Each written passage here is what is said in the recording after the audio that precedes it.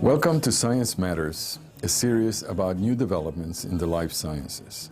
Science Matters is brought to you by the Division of Biology at UCSD and its industry partners, and by the San Diego Foundation's Reuben H. Fleet Foundation Fund, sponsors of the Science Matters website, designed for school teachers and students. Please visit this website and let us know what you think. And now, please enjoy the program.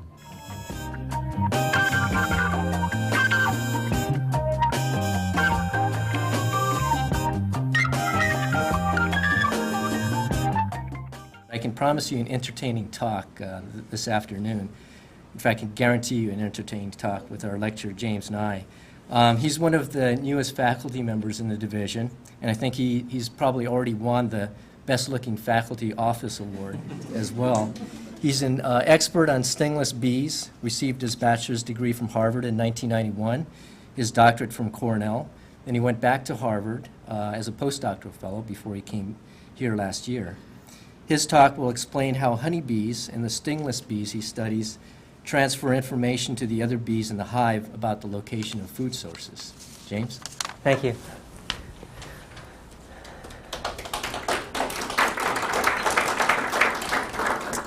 Well, good afternoon. Thank you for attending. I'd like to begin by emphasizing that today's presentation is not a formal scientific presentation. It's mainly aimed at developing the story of the stingless bees and their communication systems. There is a great deal of data to back up the assertions that I'll be showing you, and I'm happy to discuss it with you after the talk if you have questions. Okay, so today's talk is about symbolic communication in stingless bees, exploring the third dimension, and I am in the section of Ecology, Behavior, and Evolution at UCSD. I think, first of all, that we are very familiar with this kind of communication. These are two fishermen in Panama on Isla Grande. And you could imagine that these guys are sort of chatting about, what's going on, but they also might be saying, where is a good fishing spot? Where do we go to catch the octopus? And in that case, one person might actually give physical directions, saying you would go north or this direction for so many meters. This is unique for humans because it is an example of symbolic, or also known as representational communication, this ability to code. What I want to talk about today is the fact that honeybees and stingless bees also possess this kind of representational communication system. And I'll be exploring the stingless bees in great depth because their system has the potential of being understood at an evolutionary level, to see why it has evolved and why it is so rare, because among all the life forms on Earth, only the highly social bees and humans appear to possess representational communication. So the main question I'll be addressing today is, how has representational communication evolved? I'm not going to deliver a solution to this question, but that is the sort of main idea behind my research. And lastly, what forms does it take in the highly social bees? And that I'll be discussing in greater detail. I'd like to begin with this word recruitment. I think many of us are familiar with it in the sense of military recruitment, and it has something similar in that it means that you are collecting another individual to go and do something. Well, with bees, this is the phenomenon that we observe. So we might see on this desmodium flower a Melipona panamica forager, and you could also mark her, say, with a white dot on the thorax. You look inside the special nest that's covered with glass, and you observe this bee coming back, doing some very interesting behavior, and then unloading her food stores to these follower bees, or food unloading bees. And these are the bees that actually make the honey and store it in the nest. Well, you go back to the flower, and you notice now that the white-marked bee is back, but also she's brought another bee. And if you were to mark this bee with a different mark and look inside the nest, you would see that, in fact, they're nest mates. So let's say you were to do this and wait for about half an hour. In time, you would see this white-marked bee back, but a whole bunch of bees, all of which are actually from the same colony. So this is the phenomenon of recruitment, being able to inform a nestmate and bring her back to the good food source that you found. I should emphasize that all the workers in highly social bees are females. So I'd like to begin with the honeybees, just because this is sort of the beginning of the story. This is the honeybee. And in the 1920s, this gentleman, in the Lederhosen in the middle, Karl von Frisch, right after the aftermath of the World War, was sitting in the Munich Zoological Museum, and he set up one of the first observation hives. And looking through the glass, he was able to see bees doing this thing called the round dance, which he thought was meant to communicate pollen. Eventually, through a series of very clever experiments, he found that these bees were actually communicating distance and direction. And here he is later with his bee team. Karl von Frisch, I should mention, won the Nobel Prize along with Tinbergen and Konrad Lorenz for developing the field of ethology, the field of animal behavior. This is Lindauer, probably his most famous student, who is still alive and still working today at the University of Würzburg. So what was so famous about, and what was so important about this discovery? You can see here a honeybee forager coming back from a good food source, and she's producing a waggle dance, this figure 8 with a waggle in the center. There are a huge amount of details, and really this is an incredible communication system. But I want to focus on the basics. So this waggle dance communicates the direction to the food source relative to the sun, and also the distance to the food source in the duration of the waggle run. So honeybees can communicate distance and direction, but they cannot communicate height. Lindauer, whose pictures you saw, did an experiment to look and see whether they could communicate height, and he found that none of the newcomers from the nest were able to go to the top and find the right food source. Well, to the stingless bees. Now, unfortunately, all honeybee species that we know of have essentially the same communication system for recruitment. They all possess the waggle dance with very minor variations. And that doesn't really help us when we want to see possible forms, intermediate forms, that led to the evolution of this communication system. However, stingless bees live in a complex environment. They're found largely in the New World, in Central and South America, but they also occur in Africa, Australia, and Southeast Asia. And they live in very different environments. I'll be discussing that later. Their food sources are dispersed in 3 dimensions. Often they're very high forest canopies. And so in response to these constraints, they have evolved a variety of recruitment systems, some of which may actually contain height communication. Well, what are the stingless bees? I think the first thing that grabs people is they're stingless. And most people expect bees that have stings in order to protect themselves. Well, it turns out they are actually fairly effective. In the center here, you see a bee of Melipona panamica, but from a different colony, and she's literally being ripped apart by these other bees, which are the colony members. And this illustrates the fact that these bees have very powerful jaws, and they employ these jaws in defense to effectively block and kill any enemies that might intrude. Also, a large majority of their predators, such as wasps, other bees, or ants and termites, may also be very small and so rather susceptible to these powerful jaws. For us, it doesn't really cause a problem. Now, there are also many animals which enjoy snacking on the honey in stingless bee nests, so there are other defenses as well. They tend to nest in extremely hard legumiaceous woods. For example, this nest you can see is quite thick, and actually in removing one of these nests in Panama, we broke 2 chainsaws. So the tree itself is extremely hard, dense wood. Another thing is that they have these batumen plates, which are made of mud, resin, wax, and sometimes seeds. These plates are extremely strong, and actually in many ways are stronger than concrete. When I had to break through one of these, I actually had to take a chainsaw because the sledgehammer and the chisel wasn't working. But here you see they have a very different structure. So in this cavity, they have honey pots and pollen pots. But here they have the brood comb. And in this case, the brood comb is stacked in layers, and it's surrounded by this protective covering called an involucrum. And there are very delicate pillars that connect and support all of this. So another line of defense is this very small entrance.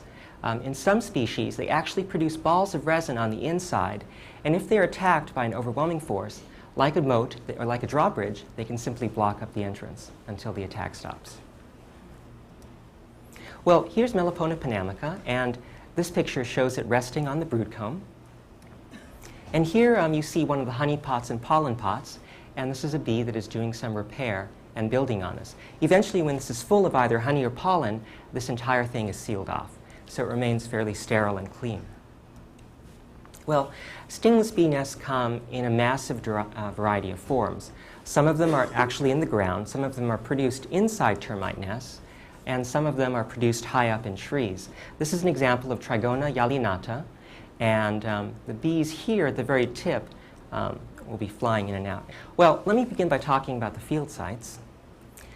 The field site where I did the work that I'll talk about right now was conducted in 2001 and 2000, and it's in Brazil on the Fazenda Aratuzina in Sao Paulo State. And this is myself, and with a stray cat that we adopted. And this is Santiago Ramirez, my assistant from Colombia. And this is actually the caretaker staff that were really kind to us while we stayed there.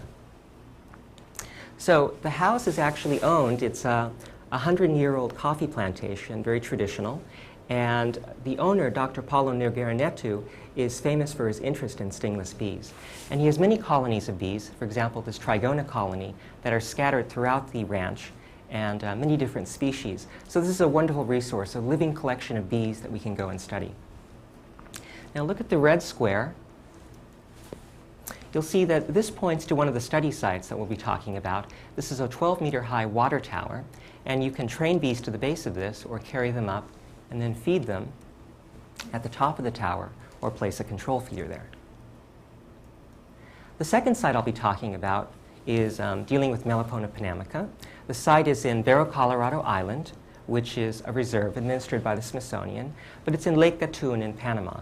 And this is the Laboratory Cove and Research Site. You can see here, this is the new laboratory building. It's a wonderful facility, and the bee lab is actually located behind these trees. This is what the bee lab looks like on the inside. We have a computer to record the videos and sounds, and this is looking at the airborne sound. This device here is measuring the vibrations that the bees are producing through an accelerometer, and we have a video camera set up to observe this behavior. Normally, we leave the glass on and we keep the lights dim, but sometimes we take the glass off, as in this case. The bees come in, and if they escape, they just fly out to the door because they're attracted towards light. Okay, this is called the unloading platform, and the recruitment behavior that I'll be talking about today is all focused in this triangular area. And you can see that the bees in this case are all labeled. This was for one of the experiments. And here in detail, you can see some of the bees exchanging food. So one of the most important and really very simple techniques that we use is training bees to a feeder. And we start by presenting a feeder. There are these plastic grooves through which the sugar solution flows. And here's a bee that has walked out from the nest directly onto the feeder. So we initially place it in contact. After a while, they recruit, and you gather a lot of bees at the feeder. And then you can begin to move the feeder slowly away, initially just a small gap of 1 or 2 centimeters, but then further and further. Every bee that visits the feeder is individually marked, and then her identity is checked back inside the nest. So here you can see that we are now carrying the feeder further away. We have this tape here in order to prevent it from falling apart during the moving. And there's a scent paper on top. For example, in this case, we dispensed anise odor in order to help attract the bees to this artificial food source. During the moving, we carefully monitor the bees to make sure that we mark each bee that visits the feeder, and also to make sure that the bees are coming regularly. If the bees start dropping off, we know that we've moved too fast, and so we either take the feeder back or keep it there until the numbers build up again. So this is in Brazil an example of the final site. And so we have a feeder here. In this case, we also have a video camera videotaping behavior at the feeder, and the assistant making notes and looking very happy. Okay, we're first going to talk about testing three-dimensional communication, and I'll begin by discussing feeder array experiments. And this is our cast of characters today. We have Melipona mandacea, which is found in arid desert-like regions in the Caatinga part of Brazil. You can notice the bright yellow stripes along the abdomen. This is Melipona bicolor. This is found in the Atlantic rainforest in southeast Brazil. And this is Melipona panamica, which is found in Panama. The general hypothesis is bees can communicate location. How do we go about testing this? We use paired feeders to test each dimension separately. So, first question we asked, can they communicate distance? And this is the basic setup. So here you have distance. The white dot indicates the location of the nest, and this white triangle indicates the location of the control feeder. The control feeder is identical to the training feeder, except that no bees are allowed to forage at it. Any bee that lands at the control feeder is immediately captured, and this prevents bees from communicating the location of the control feeder.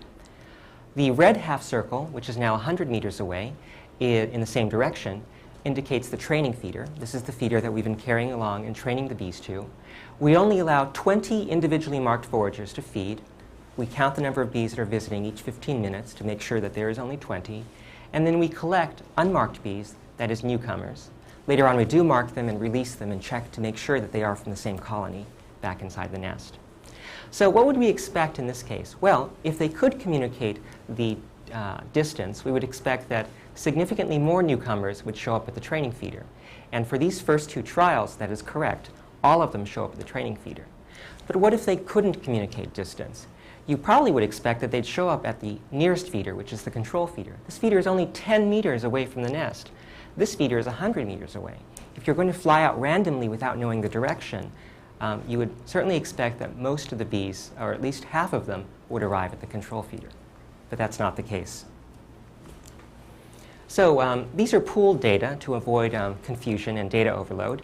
But you can see that in all 4 of these trials, regardless of the location of the training feeder, whether west or east, all of the newcomers show up at the training feeder. None of them come to the control feeder. Here with Melipona bicolor, we have used a control feeder at 50 meters. And you can see again that in this case, in all 3 trials, all of the newcomers show up at the training feeder, none at the control feeder. And here we have a few showing up at the control feeder, but still an overwhelming and significant majority show up at the training feeder. So these bees, Mandasaea and bicolor, can communicate distance. Well, how about direction? We can test direction in the same way. So now what we do is we have a control feeder 100 meters east and a training feeder 100 meters west. If they don't know how to communicate direction and they're just flying randomly around, you would expect that equal numbers of newcomers would arrive here and here. But in fact, all of them arrive at the location of the training feeder. So they must know direction for Melipona mandasaea. For Melipona bicolor, it's the same story. These bees can also communicate direction. Well, what about height? And this is the interesting part of the talk. I mentioned that honeybees cannot communicate height, and I used a very similar experiment to the one that Lindauer did. He also used a water tower. He also trained the bees up to the top of the water tower, and he provided a control feeder at the base.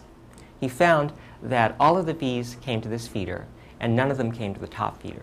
Furthermore, even if you remove this feeder so they have no opportunity to feed here at all of the honeybee recruits just sort of mill around here. None of them ever reach the top. And here's Santiago at the top of the water tower. Well, what are the results?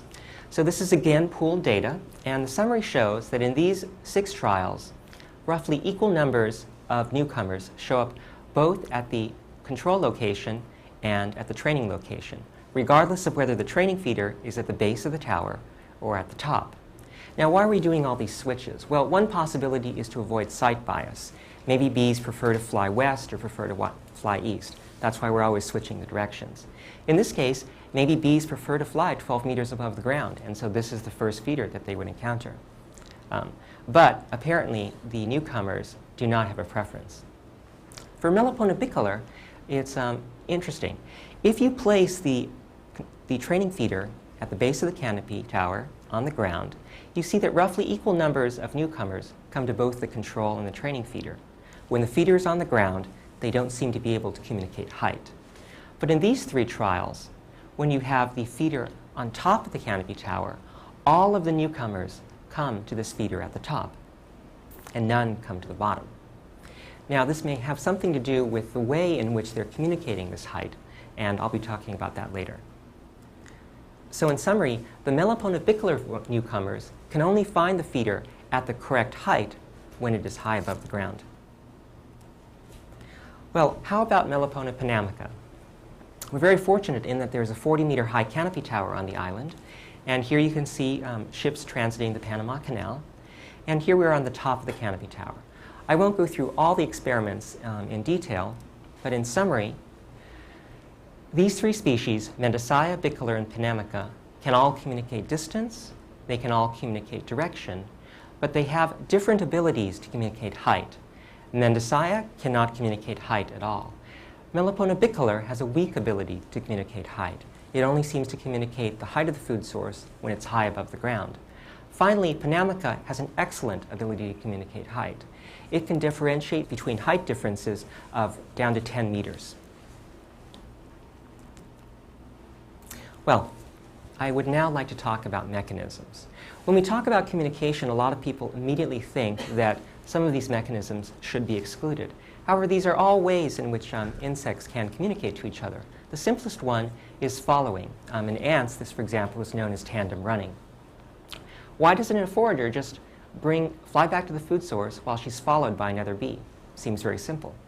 Well, in experiments, you will see that if you have a single forager going back and forth, 30% of the newcomers actually arrive at the feeder while the experienced forager is still inside the nest. So they're not arriving together, which is what you would expect if they were following.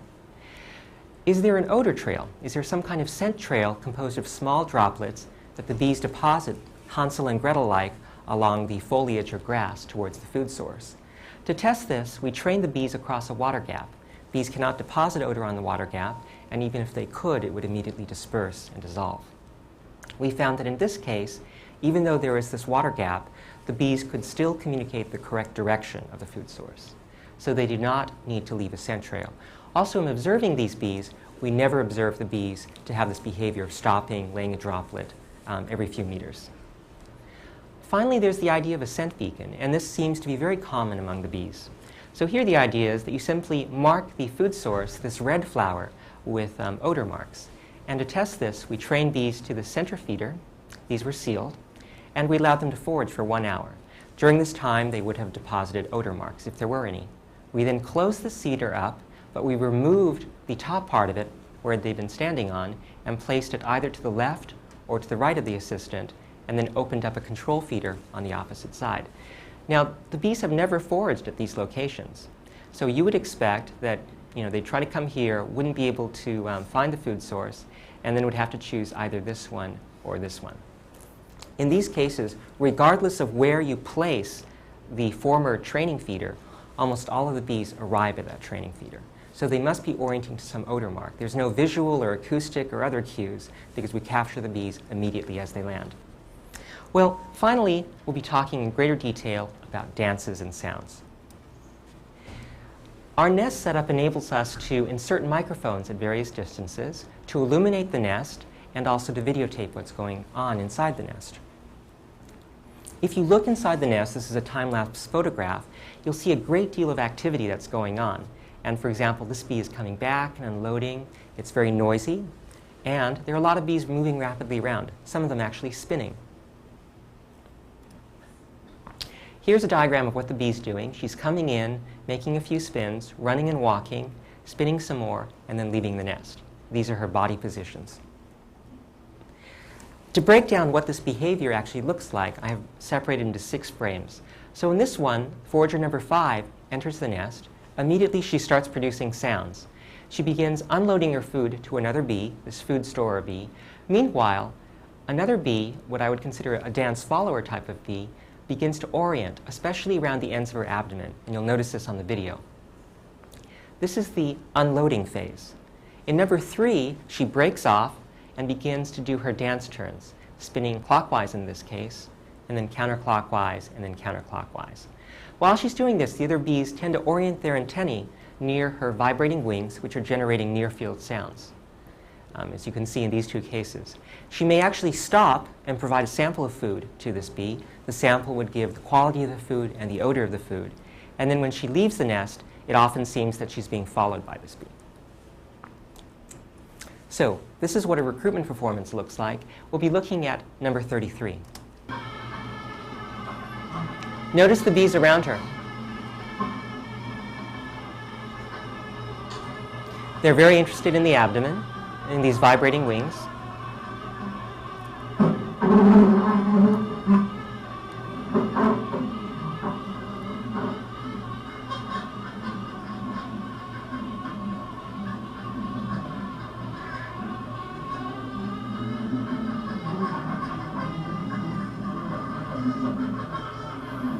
produces one spin and then leaves the nest. So very often only one or two spins are made. Now, because of this, we hypothesized these very prominent sounds and movements that bees may use sounds to communicate location. And the experiment is then to train bees to different locations and compare the sounds that they're making. So this shows us in the lab. It's actually the dining room in this ranch. And we're all at work. I'm actually processing some of this bee video data. We digitize it and then analyze the sounds and the motions. And this is Santiago, and this is Felipe, who is a master's student at the University of Sao Paulo. And they're doing similar type of work. It's extremely labor-intensive to analyze the video and sounds. Well, this is what is considered an oscillogram, or you might consider it a compressed waveform. What this represents is the sound amplitude. So right here, it's fairly silent. There is no sound. Sound suddenly increases in volume, decreases, increases, decreases. And if you look down here, these are what I would consider separate pulses of sound. So pulse of sound, silence, another pulse, silence, another pulse. Well, the first thing to notice is that although there's variation, while they're unloading food, the sound pulses are fairly similar. They're all fairly long. But when they begin dancing, you see that when the food source is close to the nest, you have short pulses. And as it gets further away, you begin to have these long pulses. So let's hear what that sounds like. 50-meter unloading sound.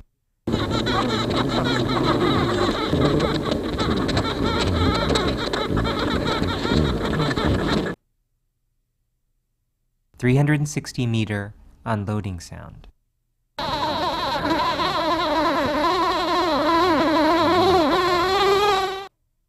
So you notice that there is a considerable difference in the sounds that are being produced, and the main difference is the duration of the pulses. I'll play this one more time.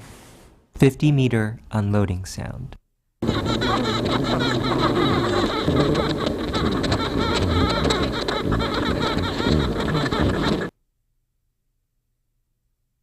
360-meter unloading sound.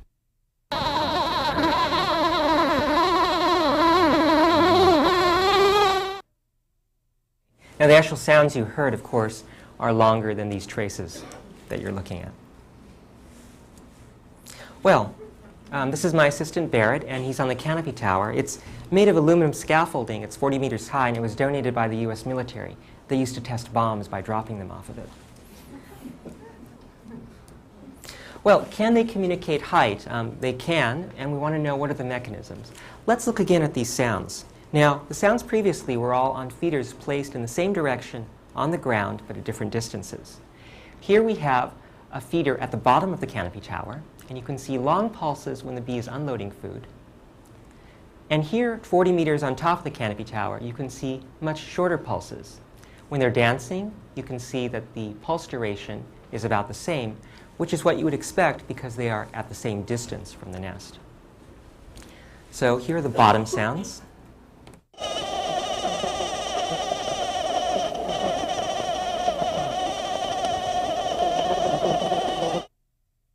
Here are the top sounds.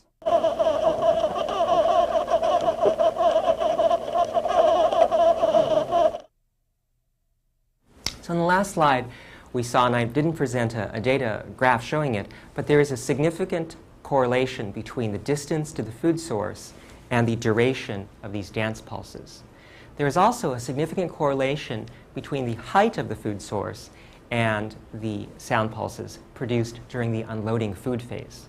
Now, in these, I only tested a difference between 0 and 40 meters, so I haven't looked at 20 meters to see whether there's an intermediate stage. But that's something for the future.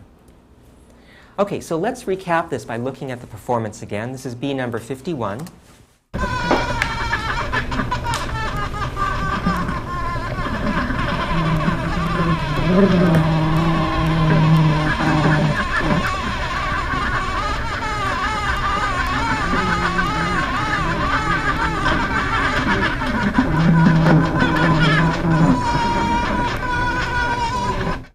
I'm going to show that again because I want you to focus on what's going on at the very end when the bee is spinning.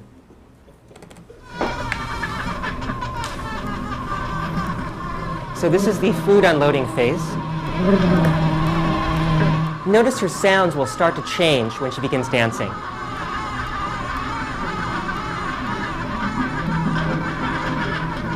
Dance phase.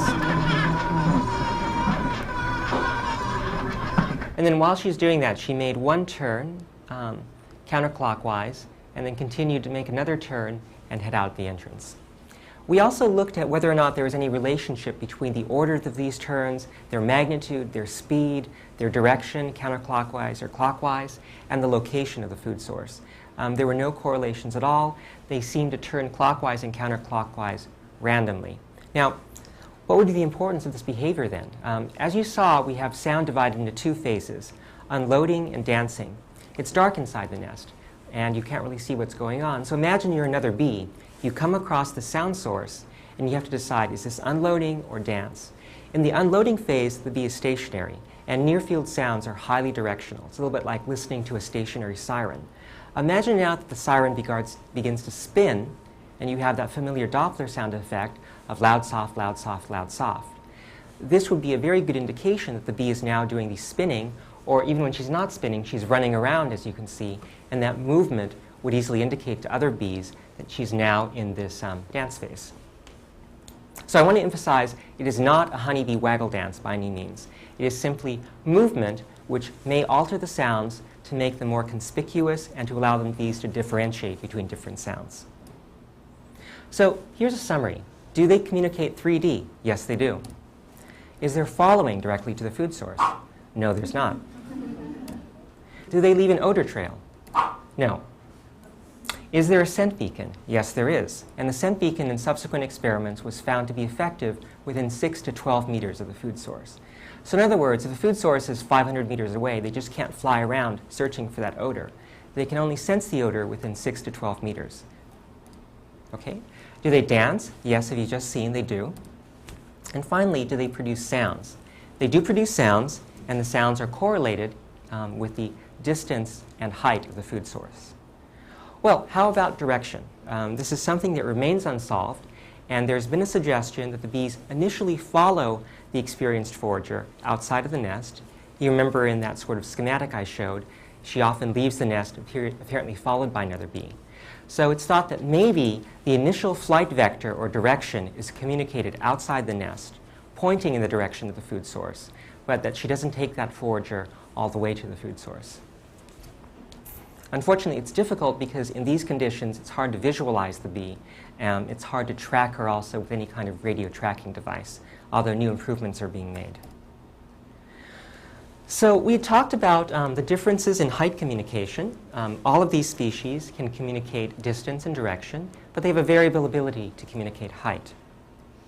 Well, going to the big picture, I want to present the idea that height communication may be linked to habitat.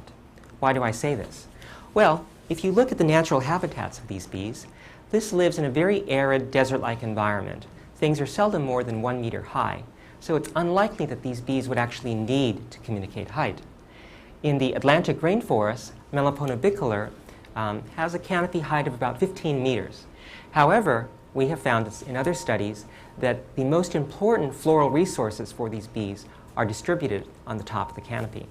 So it thus may be more important for these bees to communicate when the food source is on the top, because there's competition from other bees, than it is when it's on the bottom. But again, it might relate to the mechanism.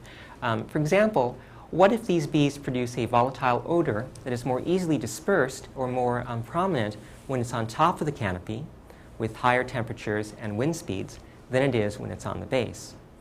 Alternatively, you might think that if the odor is quite volatile, if they deposit it at the base, then that odor could evaporate and reach the 12-meter height difference to the feeder at the top. So when the food source is at the base, there is odor at both the base and the top of the tower. And these are interesting questions that need further examination. Finally, Melipona panamica has the greatest need for canopy height communication. In this area, the food sources are dispersed throughout the 40 meters in the canopy, and you can see this is considerably greater height difference than 15 or 1 meter. Well, I began this talk saying that I'd like to talk about the evolution of representational communication. I also warned you that I wouldn't be giving a solution. But I think what's been illustrated here is that we have a genus, a group of species, the Melipona, which have a variable ability to communicate 3 dimensions, and they appear to do so representationally using sounds and motions. So this variation enables us to investigate the question of what possible intermediate forms may have existed during the evolution of this complex representational communication system. It may just turn out that these bees are adapted to their habitats now, and that the communication systems we're observing today have no bearing upon what they were when they evolved. Nonetheless, it's still very interesting to look at the mechanisms of communication and see how they differ, whether they're conserved, and to document their variation. I think here we have a real hope of trying to look at how this communication system developed. There are hundreds of species of stingless bees. They vary enormously in habitat and lifestyle. Some of them are robber bees, living only on other colonies that they farm out. Some of them are necrophages. They only live off the flesh of dead animals found on the forest floor. Some of them live in deserts. Some of them live in extremely cold areas in Argentina.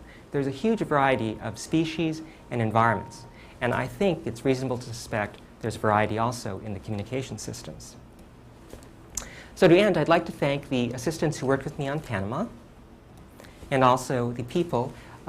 Professor Vera Lucia Imperiatris Fonseca worked at the University of Sao Paulo and collaborated with me. Paulo Nogueira Neto supplied the fazenda and his bees very kindly. And then these were the 3 research assistants over 2 years. And then finally, because this work began when I was a graduate student at Cornell, I would like to thank David Rubik, who assisted me with his bees and his expertise in Panama, and then also my committee, the staff of STRI, and of course to the bees. Thank you very much.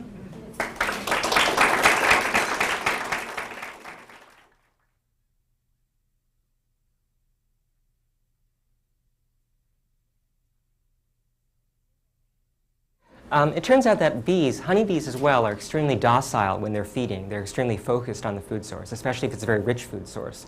So you can either just paint them on their thorax while they're feeding, or if you're extremely good, you can actually dab a little bit of glue, either super glue or resin, on the back of the bee, and then carefully place the tag on there. Hopefully it will dry before the bee leaves. For marking thousands of bees, as we did, that's not very practical, but they are stingless. You can just grab them with your hand and hold them, put the glue on, put the tag on, and then wait for it to dry. In some cases, we used a small hair blower to help that process.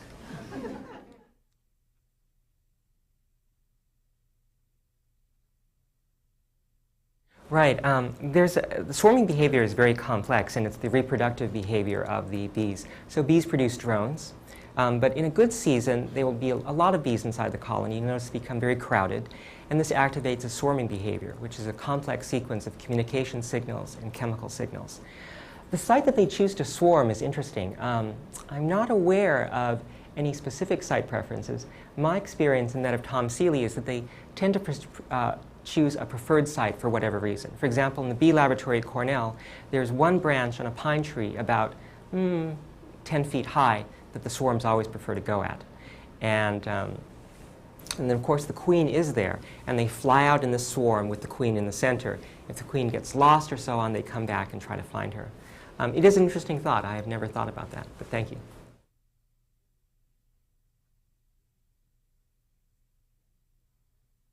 Yes, so the Brazilian bees, during this period, we also collected a lot of video and sound data, and right now we're analyzing it. It turns out for Melipona mandacea, the bee that I was talking about that could not communicate height, there is no correlation between the sounds that they produce and the height of the food source. So that seems to match. Furthermore, there is really no differentiation between unloading and dance phases. These bees don't seem to spin around. I mean, they do unload the food, and then they do stop and then leave the nest. But it's not very clear, as it is in Melipona panamica. So you could say, well, maybe they don't need that because they're not communicating height. There's no need to differentiate those 2 phases. We're also submitting a paper right now that looks at how this bee communicates with odors near the food source, and also we'll be looking at its motions. But it's a work in progress, and that's what we know at the moment. Do they also seem to use sound for distance? Yes, they seem to produce sounds, and the sounds appear to be correlated with the distance to the food source.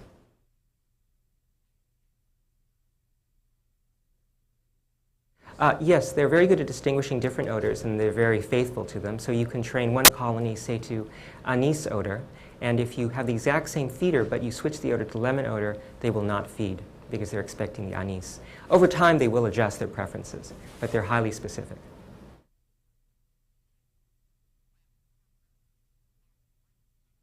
Right. Chorusing, as it's called, is sometimes seen in other species of stingless bees. For example, that nest, that bump on the tree. In Trigona yalinata, it's thought that an excited forager comes in and he begins producing sounds and perhaps doing some movements, and that the other bees pick up the sounds and start chorusing in unison until a large population is excited and they leave together. This bee actually has a communication strategy that I discovered, and I'm calling it blitzkrieg communication, because it's a highly aggressive bee. It recruits large swarms of bees, 100 to 200, descends en masse with a special communication system, and then rips apart any other bee that's at the food source. So that is possible. With my bees, what you were hearing principally was the sound of the single bee performing, but of course it's a busy nest. There are sounds of other bees. You heard a lot of buzzing sounds, a lot of the thermoregulation that's going on, because the bees need to exchange oxygen, and they're also controlling the temperature and humidity.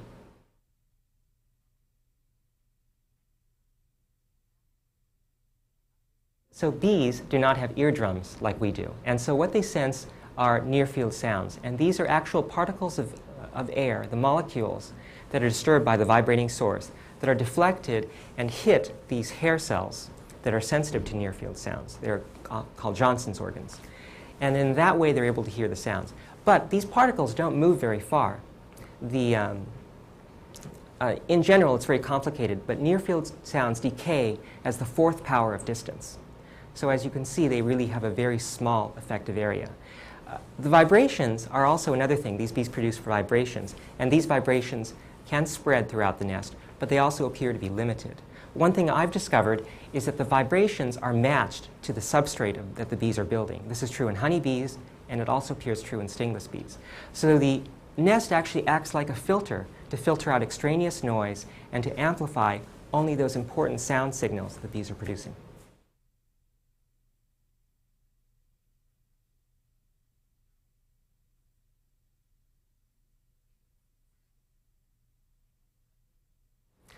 That's a great question. A lot of that is known about honeybees and something about stingless bees, but I think the model is fairly similar.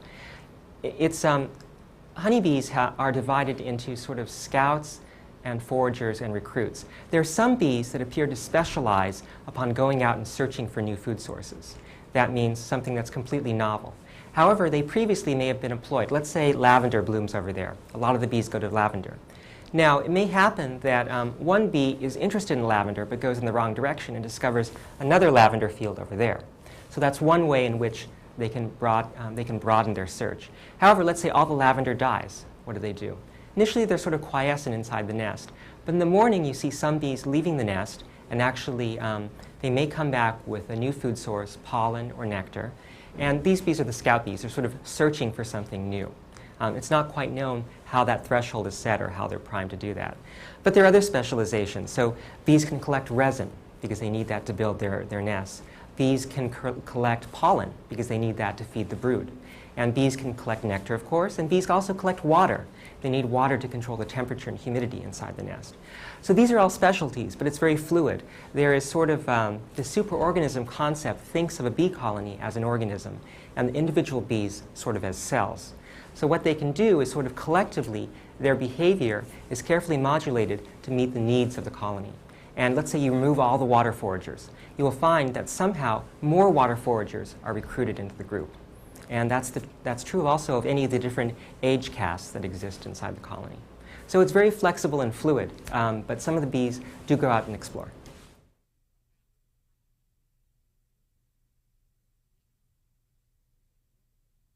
There is a technology. There's a group in England that uses harmonic radar, and it's a very powerful system, but it's unfortunately very expensive, and so it hasn't been used in detail.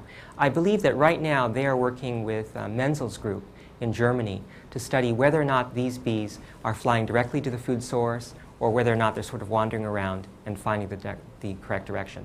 This is sort of one of the holy grails of honeybee research, because it takes a long time once that bee gets the information to actually find the food source. So what is it doing? Is it going randomly? Is it flying straight there? We have no idea.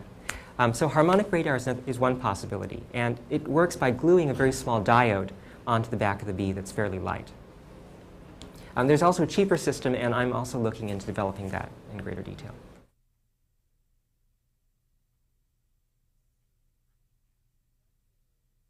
The sound is generated by the flight muscles, which are underneath the thorax, and also by the slight wing movements. The near field sound by the wing movements, and the vibrations largely by the thoracic muscles. Thank you very much.